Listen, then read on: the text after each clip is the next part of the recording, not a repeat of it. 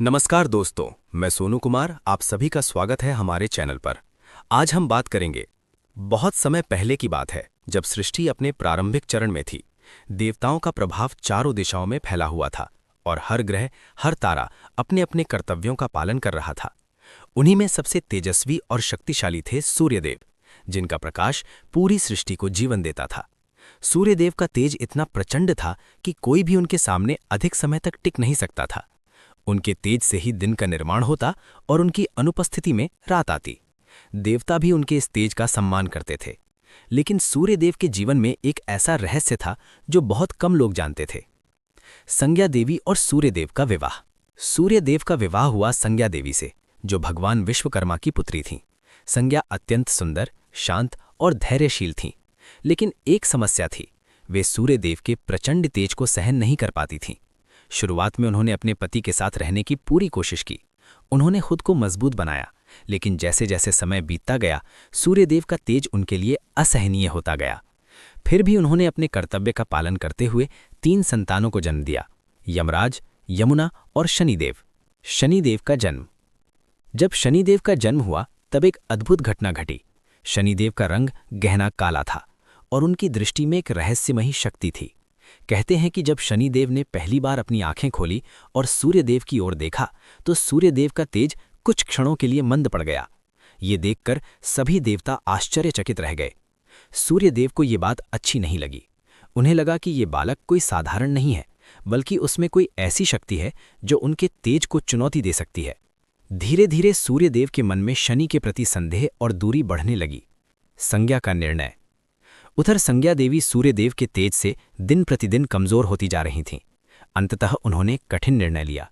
उन्होंने अपनी छाया बनाई, जिसका नाम था छाया, और उसे सूर्यदेव के पास छोड़कर स्वयं तपस्या करने चली गईं। छाया बिल्कुल संज्ञा जैसी दिखती थी, इसलिए सूर्यदेव को इस बात का पता नहीं चला। छाया ने भी सूर्यदेव की सेवा की और उनके साथ रहने लगीं। लेकिन वे संज्ञा की तरह धैर्यशील नहीं थीं। उनके स्वभाव में कठोरता थी। शनि और छाया का संबंध। छाया ने शनिदेव को बहुत प्रेम दिया, क्योंकि शनि उनका ही पुत्र था। लेकिन सूर्यदेव को शनि से हमेशा दूरी महसूस होती रही। एक दिन की बात है, शनिदेव छोटे थे और खेलते खेलते सूर्यदेव के पास आ गए। उन्होंने अपने पिता को देखा और मुस्कुराए, लेकिन सूर्यदेव ने उनकी ओर ध्यान नहीं दिया। शनि के मन में ये बात चुभ गई। धीरे धीरे ये दूरी बढ़ती गई और शनि के मन में अपने पिता के प्रति एक अजीब सी भावना जन्म लेने लगी। न तो पूरी तरह प्रेम, न ही पूरी तरह द्वेष। शनि की दृष्टि का प्रभाव। समय बीतता गया और शनिदेव बड़े होने लगे। उनके अंदर तपस्या की शक्ति बढ़ने लगी। उन्होंने भगवान शिव की कठोर तपस्या की और उनसे अद्भुत शक्तियां प्राप्त कीं। भगवान शिव ने उन्हें न्याय का देवता बनाया और कहा, हे शनि, तुम संसार में कर्मों का फल दोगे। जो जैसा करेगा वैसा ही पाएगा। शनिदेव ने ये वरदान स्वीकार किया। लेकिन उनकी दृष्टि इतनी प्रभावशाली थी कि जिस पर भी पड़ती, उसके जीवन में कठिनाइयां आ जातीं। एक दिन जब शनिदेव अपने पिता सूर्यदेव के पास गए, तो सूर्यदेव ने उन्हें कठोर शब्दों में कहा, तुम्हारी दृष्टि अशुभ है, तुम दूर ही रहो। ये सुनकर शनिदेव का हृदय टूट गया। उनकी आंखों में आंसू आ गए, लेकिन उन्होंने कुछ नहीं कहा, बस चुपचाप वहां से चले गए। संघर्ष की शुरुआत। उस दिन के बाद से सूर्यदेव और शनिदेव के बीच दूरी और बढ़ गई। एक ओर सूर्यदेव का तेज और अहंकार था, तो दूसरी ओर शनिदेव का न्याय और तपस्या। देवताओं के बीच भी ये चर्चा होने लगी कि एक दिन ऐसा आएगा जब इन दोनों के बीच टकराव होगा, और वो दिन दूर नहीं था। आगे की कहानी में आएगा जब शनिदेव की दृष्टि से स्वयं सूर्यदेव को कठिनाइयों का सामना करना पड़ा और कैसे इस पिता पुत्र के बीच का संघर्ष पूरी सृष्टि को प्रभावित करता है। टाइटल: सूर्यदेव और शनिदेव के बीच का अद्भुत संबंध।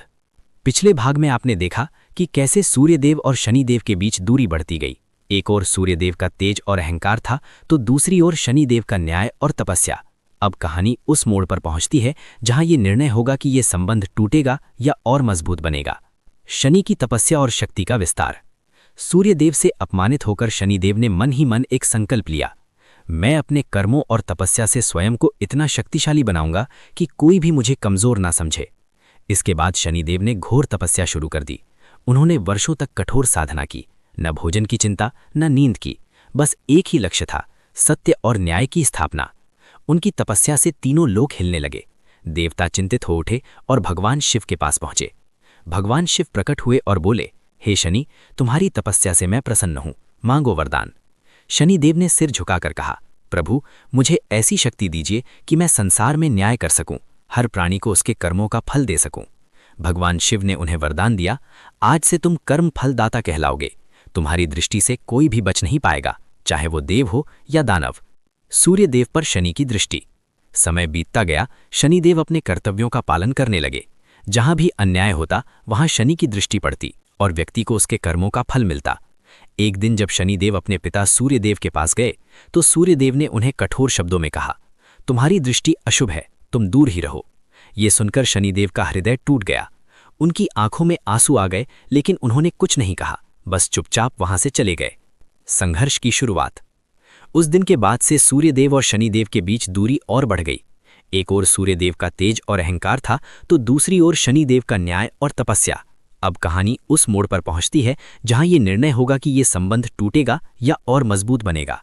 पिछले भाग में आपने देखा कि कैसे सूर्यदेव की दृष्टि से स्वयं सूर्यदेव को कठिनाइयों का सामना करना पड़ा और कैसे इस पिता पुत्र के बीच का संघर्ष पूरी सृष्टि को प्रभावित करता है।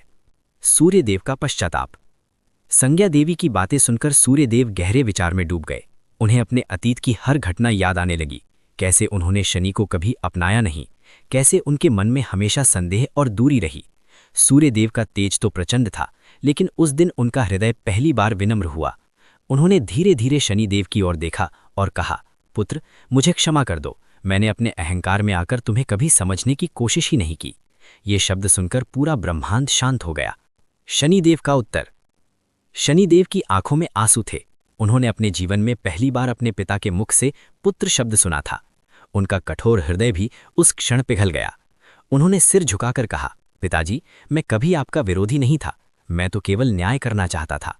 दृष्टि का प्रभाव समाप्त। जैसे ही सूर्यदेव ने सच्चे मन से पश्चाताप किया, शनिदेव ने अपनी दृष्टि हटा ली। तुरंत ही सूर्यदेव का तेज वापस आने लगा।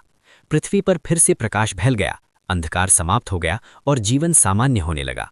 देवताओं ने राहत की सांस ली। इंद्रदेव बोले, आज सृष्टि एक बड़े संकट से बच गई। भगवान शिव का प्रकट होना। उसी समय भगवान शिव प्रकट हुए। उन्होंने मुस्कुराते हुए कहा, आज तुम दोनों ने एक बहुत बड़ा पाठ सीखा है। सूर्यदेव और शनिदेव ने सिर झुका लिया। भगवान शिव ने आगे कहा, सूर्य, तुम्हारा तेज महान है, लेकिन बिना विनम्रता के वो अधूरा है। और शनि, तुम्हारा न्याय अटल है, लेकिन उसमें करुणा भी होनी चाहिए। दोनों ने भगवान शिव की बात को स्वीकार किया।